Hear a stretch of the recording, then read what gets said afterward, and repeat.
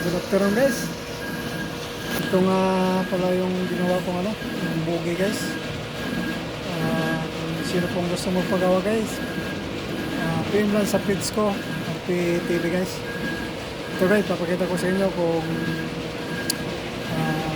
anong proseso ang pagkagawa guys. Yan guys. Yan. Yan siya guys. Ibali ang talim guys at ang rebor yun ang iniipit ko. Bali nilalagyan ko po siya ng lamisa dahil hindi po kasya po guys, hindi nipitin sa sa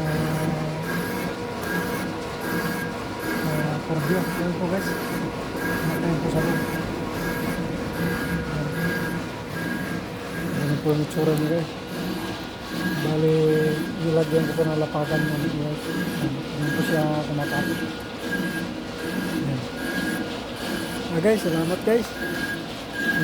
Ingat po tayo palagi. God bless guys. Salamat. Salamat sa inyo. Patuloy na suporta. Thank you guys.